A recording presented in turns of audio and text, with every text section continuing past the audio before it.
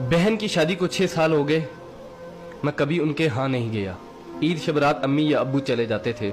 एक दिन मेरी बीवी मुझसे कहने लगी कि आपकी बहन जब भी घर आती है उसके बच्चे घर का हशर नशर कर देते हैं, और आपकी माँ जो हमसे चुप चुपा कर कपड़े, साबुन और कभी कभी को चावल के थैले भी भर के दे देती है।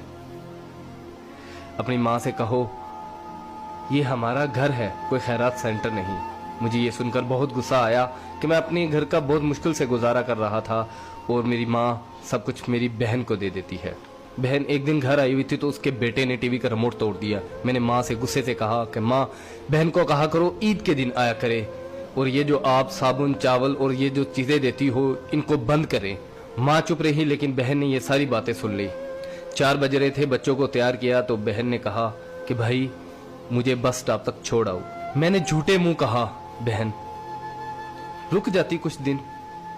बहन मुस्कुराई और बोली नहीं भाई, बच्चों की छुट्टियां खत्म हो रही हैं, मुझे जाना है। फिर जब हम दोनों भाइयों में जमीन का बंटवारा हो रहा था तो मैंने साफ इनकार कर दिया कि मैं अपनी जमीन से बहन को हिस्सा नहीं दूंगा। तो माँ ने कहा कि बेटी का भी तो हक बनता है। मैंने गाली देते हुए कहा जो कुछ भी हो जाए मैं बहन को हिस्सा नहीं दूंगा। मेरी बीवी ने भी बहन को बुरा भला कहा, वो बेचारी खामोश थी। बड़ा भाई अलहदा हो गया और मेरे बड़े बेटे को टीबी हो गया और मेरे घर के हालात खराब हो गए। जितना सब कुछ था मैं उसके इलाज पे लगा चुका था। मेरे पास इलाज करवाने के पैसे नहीं थे।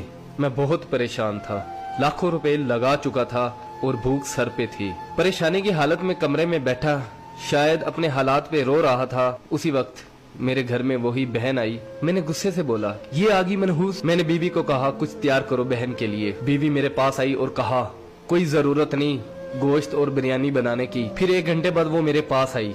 भाई परेशान हो। बहन ने मेरे सर पे हाथ फेरा, कहा बड़ी बहन हूँ तुम्हारी, गोद में खेलते रहे हो, अब देखो मुझसे बड़े लगते हो। फिर मेरे करीब हुई और अपने पर्स से कंगन निकाले और मेरे हाथ पे रख दिए और आहिस्ता से बोली पागल तू एम ही परेशान होता है। बच्चे स्कूल थे, सोचा दौड़ते दौड़ते भाई से मिल आऊं। ये कंगन बेचकर अपना खर्च करो और अपने बच्चे का इलाज करवाओ। शक्ल तो देख जरा तूने क्या हालत बना रखी है। मैं खामोश था, बहन की तरफ देखी जा रहा था। बहन ऐसा से बोली किसी को मत बताना, तुमको मेरी कसम है। मेरे माथे पे बोसा दिया और 1000 रुपया मुझे दिया जो 150 के नोट थे, शायद उसकी जमा पूंजी थी। मेरी जेब में डालकर बोली बच्चों को गोश्त ला देना और परेशान मत हुआ कर। जल्दी से अपना हाथ मेरे सर पे रखा, देख कितने बाल सफेद हो गए। वो जल्दी से जाने लगी तो उसके पैरों की तरफ देखा तो टूटी हुई जूती पहनी हुई थी और पुराना सा दुपट्टा ओढ़ा हुआ था। जब भी आती थी वही दुपट्टा ओढ़कर आती थी। बहन की इस मोहब्बत में मर चुका था मैं।